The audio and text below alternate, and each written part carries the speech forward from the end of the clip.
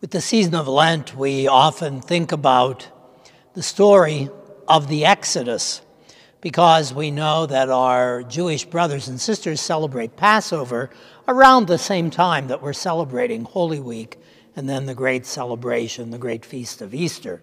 And so you'll find the Ten Commandments on television almost for certain in multiple forms at the end of our Lenten season and close to when Passover is celebrated.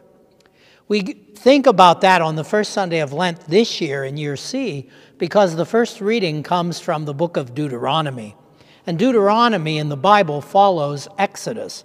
Exodus, of course, as you know, is that great story of how Moses leads the Israelites who are slaves in Egypt to freedom to the promised land. But first, they're wandering in the desert, remember, 40 years trying to find their way to the place that God has promised them.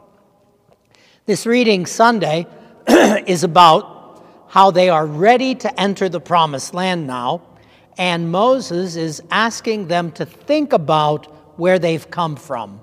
Think about your history.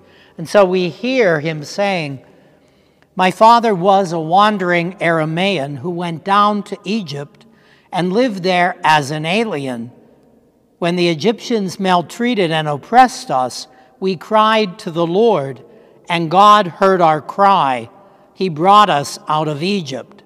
So when we think about that deliverance and think about how the heritage of the Israelites was always colored by that Passover event, we have to think about what is the pivotal event in our own lives. Easter is all about coming back to the font, to be reminded of our baptism, being incorporated into the dying and rising of Jesus, a kind of Passover, passing over from death to new life.